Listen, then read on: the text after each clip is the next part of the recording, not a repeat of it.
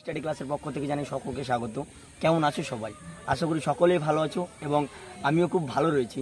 তো তোমরা আজ এইচএস দাও, অনেক দিন হয়ে গেল। তোমরা যারা নর্থ বেঙ্গল ইউনিভার্সিটি এবং জলপাইগুড়ি ল কলেজের ফর্ম ফিল আপ করেছো, তোমরা দীর্ঘ অপেক্ষায় রয়েছো যে তোমরা আমাকে ফেসবুকে বা মেসেঞ্জারে SMS করছো বা হোয়াটসঅ্যাপে, অনেকে যারা আমার হোয়াটসঅ্যাপে রয়েছে তারা SMS করে বলছো যে দাদা কবে জলপাইগুড়ি ল কলেজ এবং নর্থ বেঙ্গল ইউনিভার্সিটির মেরিট লিস্ট কবে পাবলিশ হবে। তো তাদের জন্য আমি সুখবর, মানে একটা অপেক্ষার অবসান ঘটিয়ে একটা আমি নিয়ে চলে এসেছি সুশান্ত।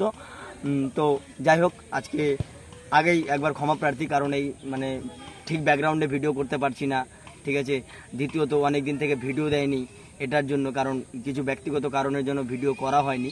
তো যাই হোক, আজকে কথা না বাড়িয়ে ভিডিওর মূল উদ্দেশ্যে যাওয়া যাক। তো তোমাদের প্রথম কোশ্চেন, যেটা সবচেয়ে ডিমান্ডিং কোশ্চেন, তোমরা যারা বলেছিলে যে দাদা জলপাইগুড়ি ল কলেজের মেরিট লিস্ট কবে দিবে, তো তোমাদের উদ্দেশ্যে বলে রাখি, তোমরা যদি জলপাইগুড়ি ল কলেজের ওয়েবসাইটে গিয়ে দেখো, তারা একটা নোটিশ প্রোভাইড করেছে যে 25 তারিখ থেকে 25 আগস্ট থেকে তারা মেরিট লিস্ট দিবে।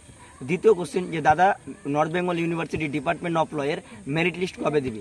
তো তাদের ওয়েবসাইটে যদি তোমরা গিয়ে দেখো, এখন পর্যন্ত তারা কোনো নোটিশ প্রোভাইড করেনি, কিন্তু আশা করা যায় যেহেতু জলপাইগুড়ি ল কলেজ তারা মানে 25 তারিখ থেকে মেরিট লিস্ট দিবে। তো আমরা যদি বিগত বছরগুলির রেকর্ডগুলো দেখতে যাই বা বিগত বছরগুলো দেখতে যাই, যে জলপাইগুড়ি ল কলেজের 2 দিন পর নর্থ বেঙ্গল ইউনিভার্সিটি তার মেরিট লিস্ট পাবলিশ করে দেয়।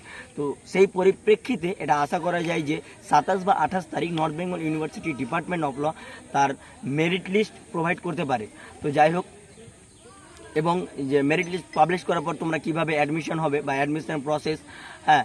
আর তোমরা অনেকে বলেছে দাদা হোস্টেল ফি স্ট্রাকচারটা একটু বলবে, হোস্টেলের মানে ভিডিওটা একটু করে দিবে। তো আমি এর পরবর্তীতে হোস্টেলের ভিডিও এবং হোস্টেল ফি স্ট্রাকচার নিয়ে বলবো, হ্যাঁ।